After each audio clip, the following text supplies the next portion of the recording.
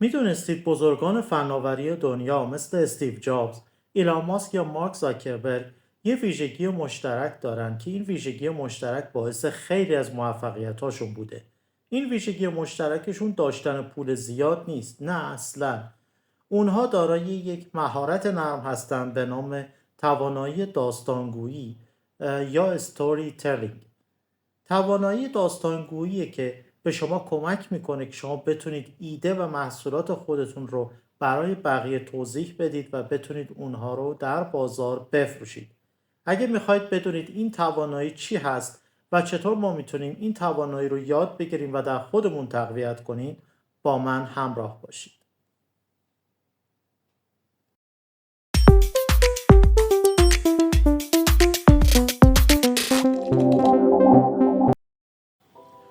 سلام دوستان، امیدوارم حالتون خوب باشه. من پرویز خسروی هستم و اینجا کد اند کانکته. امروز میخوایم با همدیگه در مورد یه مهارت نرم صحبت کنیم با عنوان داستانگویی یا استوری تلینگ که مشکل خیلی از ما برنامه نویس ها و یا کسانی هست که در دنیای تکنولوژی فعالیت دارند. در واقع میشه گفت ما انقدر با چیزهای ماشینی و کد سر و کار داشتیم که در واقع مهارت‌های انسانی، مهارت‌های نرم رو تقریباً به فراموشی سپردیم و خیلی اینها رو در خودمون تقویت نکردیم. مهارت داستانگویی یا همون استوری تلینگ بسیار بسیار مهم هست برای ما. چرا که ما وقتی میخوایم ایده یا پروژمون رو یا محصولمون رو برای جذب سرمایه گذار، برای مشتری توضیح بدیم، میخوایم سرمایه گذار جذب کنیم برای ایدمون، یا حتی میخوایم در یک مصاحبه شغلی شرکت بکنیم، یا میخوایم یه رزومه قوی بنویسیم، میخوایم برای مدیر غیر فنیمون کدمون رو توضیح بدیم و یا ایدمون رو توضیح بدیم، مشکلات خیلی زیادی در بیان مطلب داریم. بنابراین اگه میخوایم که این مهارت رو با همدیگه مرور بکنیم و در مورد تکنیک های یادگیری اون با هم صحبت کنیم، در ادامه با من همراه باشیم. خب حالا بیایم ببینیم چرا مهارت داستانگویی یا استوری تلینگ در دنیای برنامه نویسی و در دنیای فناوری این همه اهمیت داره. تحقیقات نشون میده که تیم هایی که تونستن ایده یا محصولشون رو و یا پروژهشون رو به صورت داستان برای سرمایه گذارای خودشون توضیح بدن و روایت کنن 30% موفق‌تر بودن و راحت‌تر تونستن جذب سرمایه بکنن. خدمتتون عرض شود که تیم‌های فنی، اونهایی که تونستند پروژهشون رو برای مدیران غیر فنی به صورت داستان تعریف بکنن، مشکلات کمتری داشتن، راحت‌تر تونستن در واقع حمایت مدیران غیر فنی رو جذب بکنن. مشکلات داخل تیم خیلی کمتر میشه وقتی که شما مشکلات رو به صورت داستان هم برای هم تیمیای خودتون هم برای مدیران غیر فنی تعریف میکنید. به شدت این مشکلات کاهش پیدا میکنه، تعارضات حل میشه. دیگه میشه گفت که از فواید داستانگویی این هست که شما میتونید عملکرد بهتر و رضایت بخشتری در مصاحبه‌های شغلی داشته باشید. به عنوان مثال وقتی شما در یک مصاحبه شغلی هستید و سوالی از شما پرسیده میشه در مورد یکی از مهارت هاتون، اگه شما بتونید اون رو به صورت مصداقی و با مثال مطرح بکنید که من این توانایی فنی رو در حل فلان مشکل به صورت فلان رویداد یا فلان اتفاقی که افتاده بود اینجوری عمل کردم، اینجوری حل کردم، میتونه موفقیت شما رو در مصاحبه شغلی تضمین بکنه. هرچند ممکنه شما رزومه خیلی قوی هم نداشته باشید، همیشه یادمون باشه بعد از پایان جلسه پرزنتیشن محصول یا پروژمون، اون چیزی که تو ذهن مخاطبامون میمونه اصلا جزئیات فنی و توانایی هایی که این پروژه یا این ایده داره نیست. تنها چیزی که تو ذهن مخاطبامون بعد از بلند شدن از رو صندلیشون میمونه داستانی که شما تعریف کردید. بنابراین داستانگویی رو اصلا دست کم نگیرید. شما میتونید توی یه جلسه‌ای که ممکنه خیلی خسته کننده باشه با داستانگویی مخاطبان خودتون رو سرگرم بکنید و اونها رو روی میز خودشون، روی صندلی خودشون میخکوب کنید و توجهشون رو به خودتون جلب بکنید.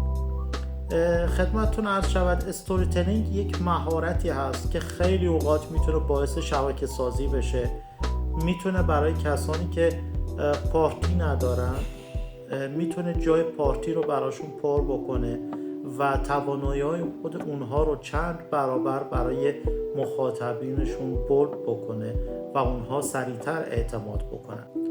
یکی از دوستان تعریف میکرد که میخواست مصاحبه شغلی بده تو شرکت گوگل و اون تونست با تعریف کردن یه داستان در مورد حل مشکل یه باگ توی شرکت قبلی که کار میکرد و حل اون مشکل و تونسته بود این رو به صورت یه داستان خوب تعریف بکنه برای روز مصاحبهش و تیم مصاحبه کننده و به راحتی تونسته بود جاب آفر بگیره و استخدام شده بود.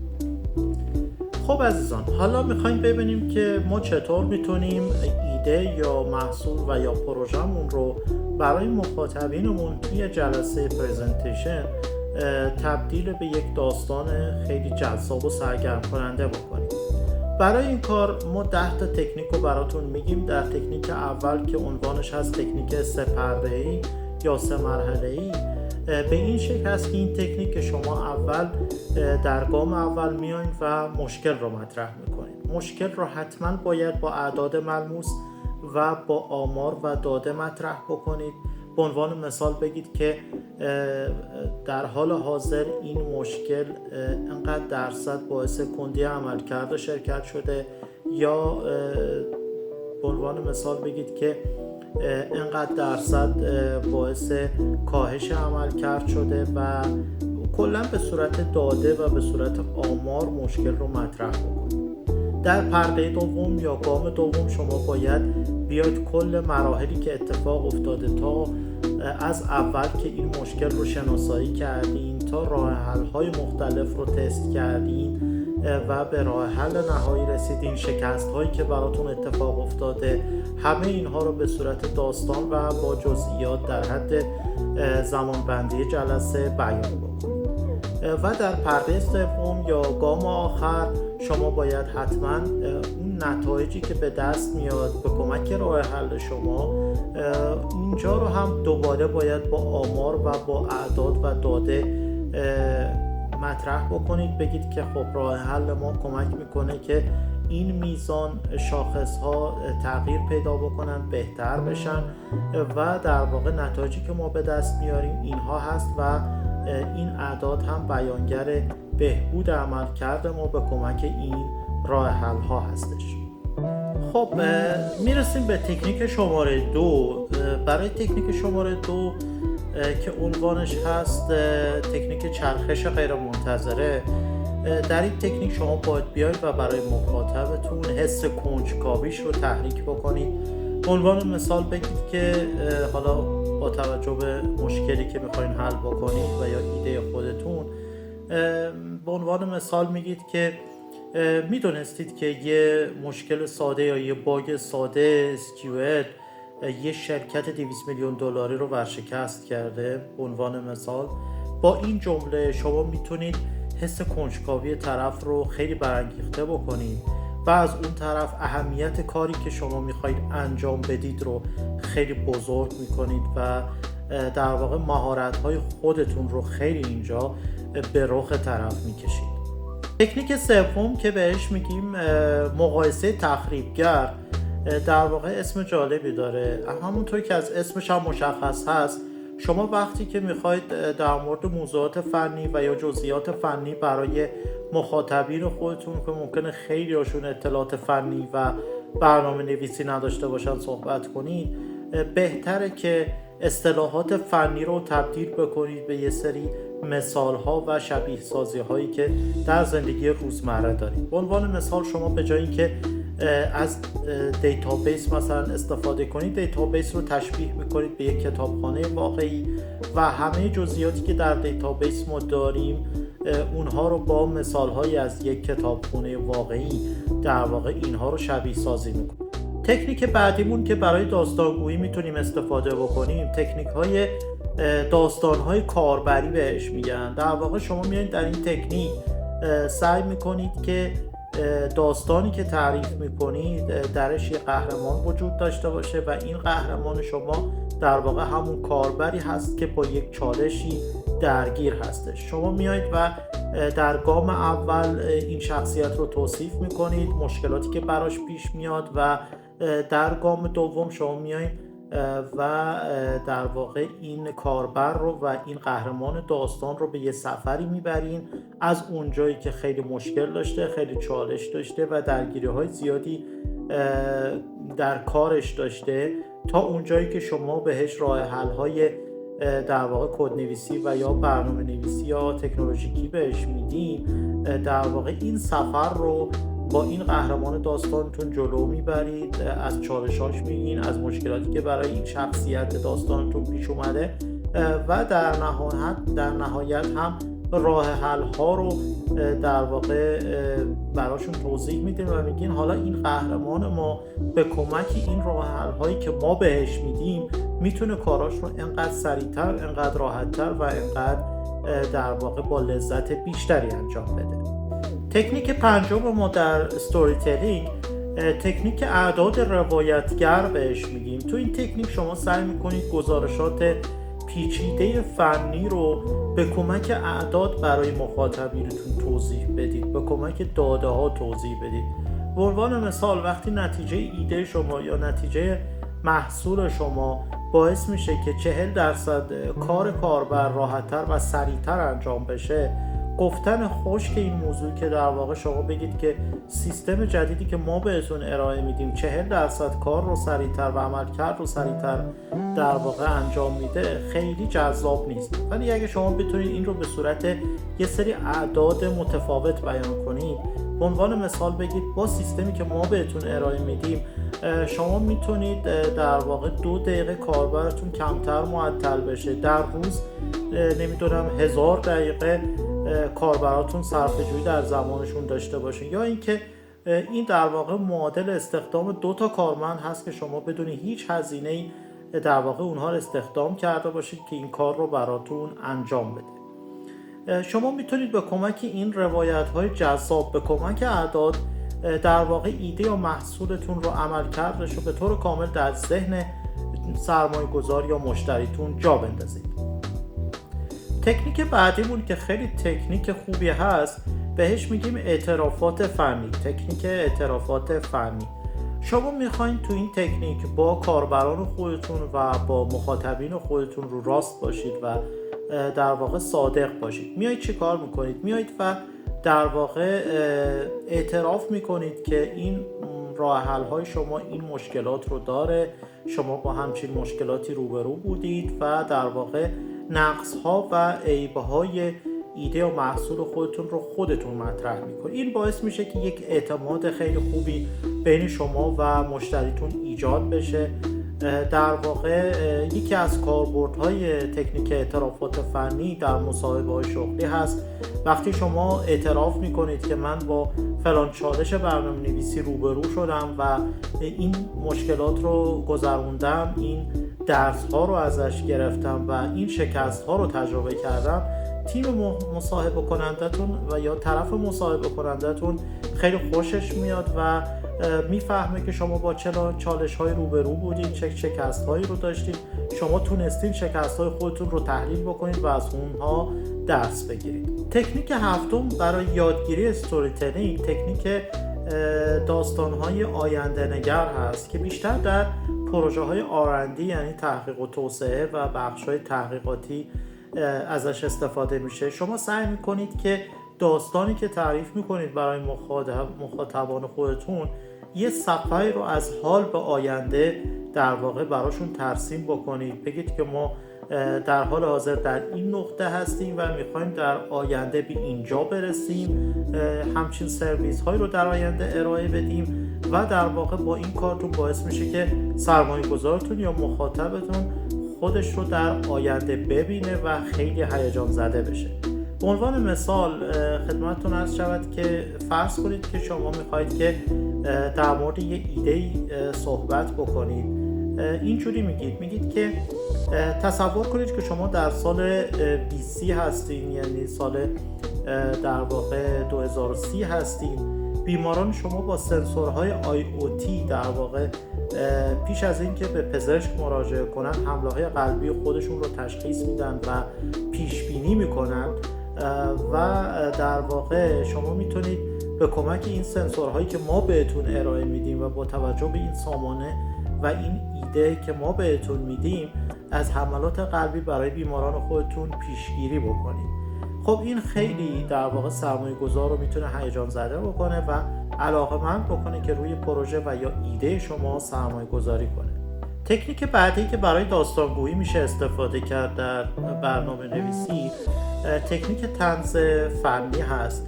شما سعی میکنید که خودتون پیش قدم بشید و چالش ها و مشکلاتی که ایده‌تون داره و یا نقص هایی که ایده‌تون داره رو با زبان طنز برای مخاطبینتون مطرح میکنید. در واقع خودتون ایده خودتون رو مسخره میکنید و با کمک این تکنیک شما میتونید از پیش اومدن مشکلاتی که در آینده پیش میاد و انتظارات زیادی که ممکنه پیش بیاد از طرف سرمایه گذار یا مشتریتون اینها رو کاهش بدید. خب تکنیک نهم تکنیک در واقع داستان‌های تعاملی بهش میگن. شما با کمک این تکنیک بیشتر برای آموزش تیم‌های برنامه نویسی ازش استفاده میشه. شما سعی میکنید در واقع به تیمتون یا کسانی که مخاطبتون توی جلسه هستن در واقع راه حل رو نگید و چالش رو مطرح بکنید و از اونها بخواید که اونها راه حل بدن، اونها در واقع پیش بینی بکنن که چه راه حل هایی وجود داره و بعد از اینکه حرف اونها رو شنیدید و اونها رو درگیر کردید با مسئله، شما راه حل خودتون رو توضیح بدید. در واقع اینجوری اجازه میدید که مخاطبتون ذهنش درگیر بشه و حدسایی بزنه پیش خودش، یه جور سرگرمی براش ایجاد میشه و در واقع با شما همراه میشه. و در تکنیک آخر که تکنیک دهم هست، در واقع ما بهش میگیم تکنیک تله‌های روانی. سعی میکنیم تو این تکنیک از خسته شدن مخاطب جلوگیری بکنیم. سعی میکنیم که حتما مخاطب خودمون رو سرگرم بکنیم. سعی میکنیم که هیچ وقت رشته داستان از دستمون خارج نشه. سعی میکنیم اون ساختاری که در واقع مثلث طلایی که برای ساختار داستان وجود داره که شامل گفتن مشکل، راه حل و نتیجه هست، این رو حتما همیشه رعایت بکنیم. سعی میکنیم که حتما داستانهایی که میگیم ابتدا و انتهای مشخصی داشته باشه، پایان قوی برای داستانمون حتما در نظر میگیریم، مثل سریال های ایرانی نباشه که آخرش معمولا پایان خوب و مشخصی ندارن. در واقع در داستانگوییمون حتما باید نیاز مخاطب و درد مخاطب گفته بشه. مخاطبین خودمون رو بر اساس نقش هاشون دسته‌بندی و تقسیم بندی میکنیم. مخاطب ما وقتی که یک مدیر فنی هست، داستانی که براش تعریف میکنید یه نوع هست. وقتی که مخاطب ما یک مشتری یا سرمایه گذار و با دانش خیلی کم فنی هست، یه نوع داستان براش تعریف میکنیم. استفاده از جملات فنی رو باید تا جایی که میتونیم کاهش بدیم. حتما برای اصطلاحات فنی جایگزین‌های غیر فنی داشته باشیم و سعی میکنیم کلاً به مخاطبمون توی جلسه خوش بگذره.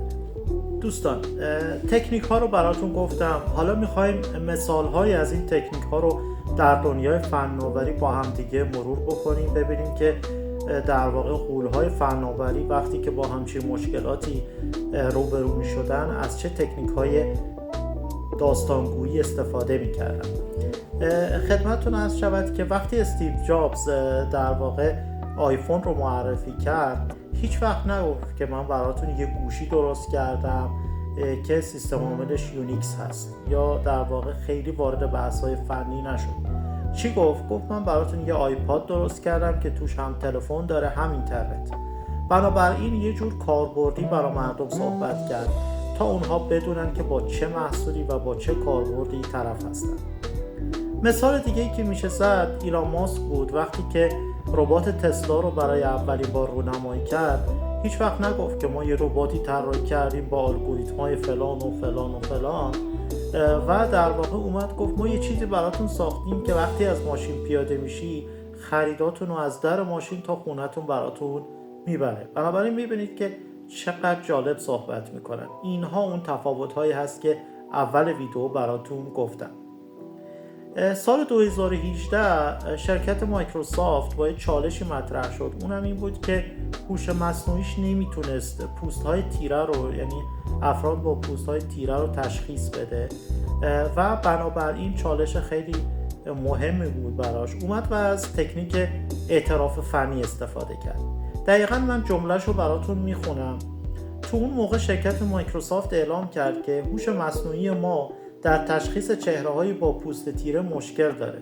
این اشتباه ما هست و ما سعی کردیم این اشتباهمون رو با استخدام تیم متنوع و آموزش دیده و داده‌های بهتر بهبود ببخشیم و سعی کردیم عملکرد خودمون رو از 65% به 98% برسونیم. خب میبینید که تو این اعتراف چقدر صادقانه مشکل مطرح شده و در نهایت هم اعتماد دو طرفه رو ایجاد کرده.